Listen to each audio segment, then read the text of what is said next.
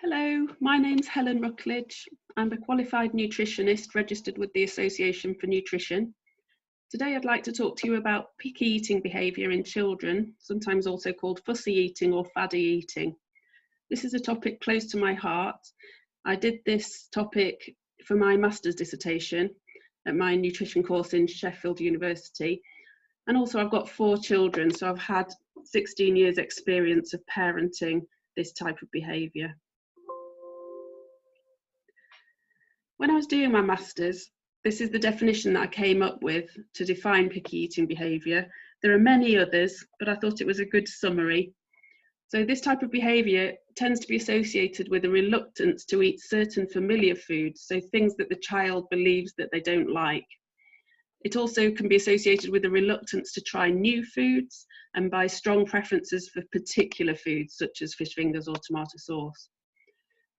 This means the child may consume small amounts of food or consume a limited variety of foods or both. So it's a very widely researched complex eating behaviour. It's by no means to the detriment of parent or child to discuss this topic. The term's not attaching blame to anyone. In fact, it's extremely common. Some estimates suggest that up to 50% of children experience a picky eating phase in their childhood at some point.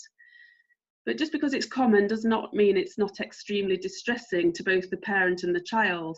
It can really affect family meal times and be no laughing matter at all. One good thing is that it usually gets better as a child gets older, and by the time children reach secondary school, they've often got over it completely. Although that's not always the case, I've got several clients of teenage children who are really struggling with this issue. Many parents worry about the risk of malnutrition and micronutrient deficiency, but luckily many of the staple foods like white bread and breakfast cereals are fortified, and that does really help. But again, a teenager that's been eating very limited diet for a long time could have some deficiencies, such as anemia, iron deficiency, for example. Picky eating can be associated with both being overweight and underweight, depending on the behavioural pattern. But the great news is that all the research and experience suggests that eating behaviour change is possible and you can improve the situation with a picky child. So how do we do it?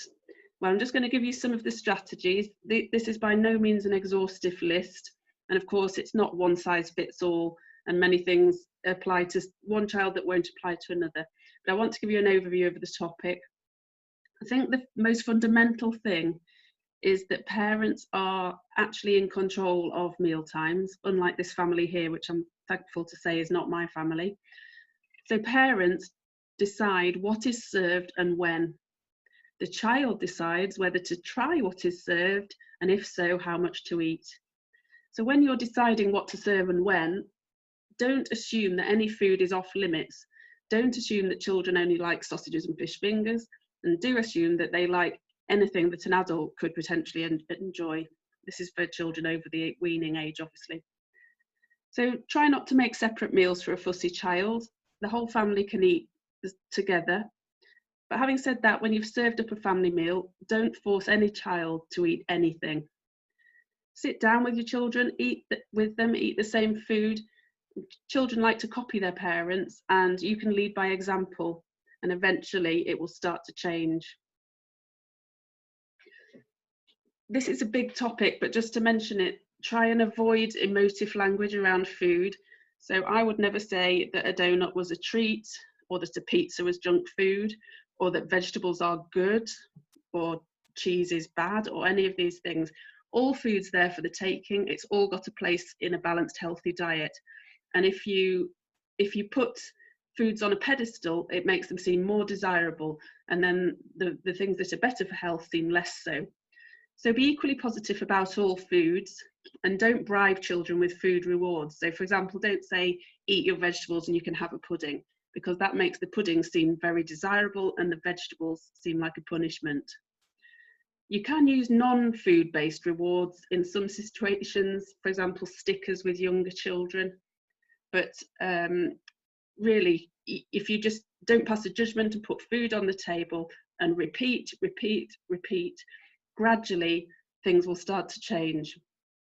You can structure snack times too, because very often a picky child will eat very little at the meal time, and then half an hour later they want a snack. And even if that's fruit or a granola bar, it still means that they're only getting a limited variety of nutrients, and also they're filling themselves up and ruining their appetite for the main meal.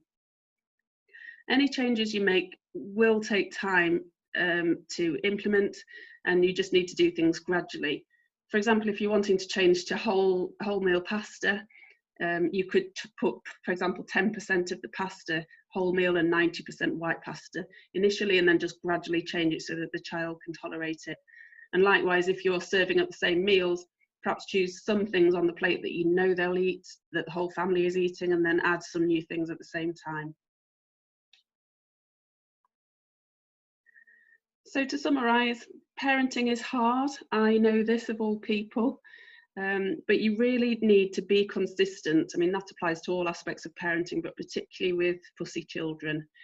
Be consistent and then repeat, repeat, repeat your strategies. You need to be authoritative to an extent and set some boundaries. You're in charge, and you make it clear what you're expecting and what you're going to do, but still be responsive and warm and supportive. You don't need to be forceful at all or ever raise your voice. And most importantly, don't just think things can't change, because they really, really can. All the evidence suggests that even the most picky of children can learn to enjoy a wider variety of foods. It can take several attempts. So if it doesn't work on the first time you've presented something, keep going and repeat it. This is me with my family early in lockdown when we had a Mexican breakfast one Saturday morning for a change. Well, it was a different breakfast. We normally have waffles on a Saturday. But I must say, I tried my best, but on that particular occasion, as you can see, I didn't give Arthur the guacamole. And usually I would just put it on his plate, and if he didn't eat it, I'd just take it away and eat it myself later. But on that occasion, I just thought, actually, I'm not going to today. I'm just going to serve him what he actually wants. But this is rare, and it is after 9 years of putting things on his plate time and time again. And I was just having a day off.